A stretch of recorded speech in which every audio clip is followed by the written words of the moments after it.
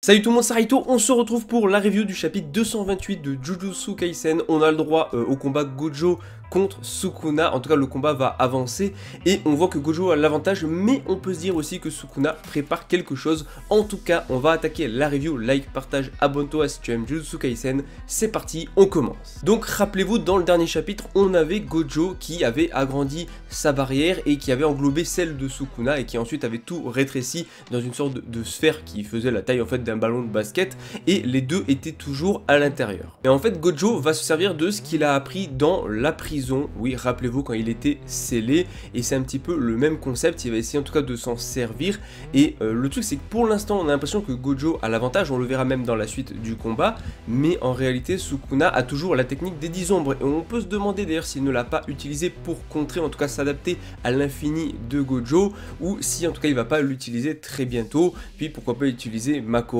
puisque je rappelle qu'il est dans le corps de Megumi, donc tout ça est totalement possible et il ne l'a pas utilisé, et pourtant c'est un atout majeur pour Sukuna. Mais en tout cas, bon voilà, on va avoir pas mal de discussions du coup avec tout le monde qui est un petit peu présent, Chozo, etc. Enfin les mêmes qui commentent le combat depuis le début, et qui comme d'habitude expliquent un petit peu le fonctionnement des barrières, les règles en tout cas au niveau des barrières, des domaines, règles qui sont plus ou moins brisées par Gojo et Sukuna. En tout cas voilà, ils sont tellement au-dessus que limite ils ont leurs propres règles à ce niveau-là. Mais en tout cas voilà, à peine ils ont le temps de discuter un petit peu que la barrière de Gojo est brisée. Les deux vont sortir du coup de la barrière, donc la petite sphère noire qu'on avait, et on a Sukuna et Gojo qui sont de retour. Bon, encore une fois les dessins sont vraiment excellents, mais surtout Sukuna qui a toujours son domaine, son sanctuaire, et Gojo qui est sorti de la barrière aussi. Et en fait c'est assez marrant parce que les deux ont limite attaqué l'autre à peu près en même temps. C'est à dire que d'un côté on a Sukuna qui a pris super cher, donc son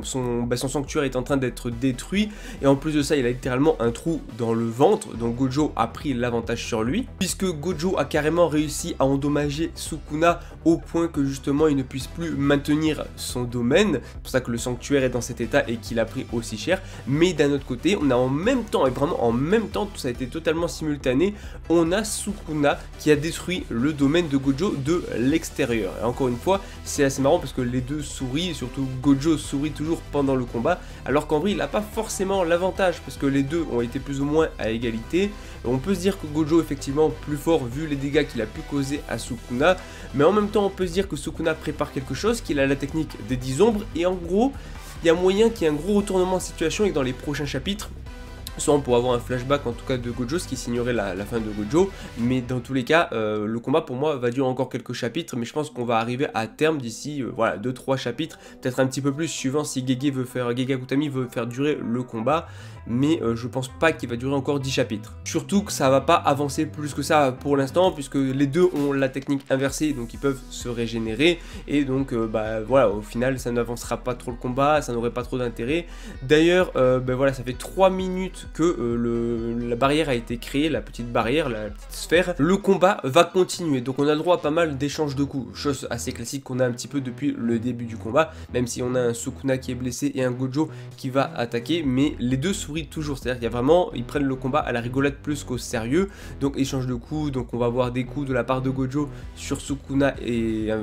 presque inversement, même pas en fait j'ai envie de dire, mais Sukuna, enfin Gojo plutôt qui va se poser un petit peu des questions sur Sukuna, parce qu'il se dit c'est quand même bizarre, il a eu le temps de faire des choses Sukuna, mais il ne l'a pas fait, il n'a pas utilisé la technique des 10 ombres non plus, et en fait Gojo se rend compte qu'il y a un truc qui est pas normal dans ce combat, puisque voilà, comme j'ai dit tout à l'heure, on a quand même Sukuna qui a la mémoire de Megumi, et qui du coup se souvient aussi de la conversation, et donc il sait à propos de Makora, il sait à propos de la roue, il sait à propos du coup de la technique des 10 ombres, et pourquoi ne pas l'avoir utilisé? Et en fait Gojo se demande s'il avait pas peur en tout cas que Gojo le finisse en un seul coup, et là attention, on voit la fameuse roue, et on voit aussi la tête de Gojo d'ailleurs qui a du sang, et en fait le combat, enfin le chapitre en tout cas se termine là-dessus, et on peut se poser plusieurs questions. Est-ce que en tout cas dans les prochains chapitres,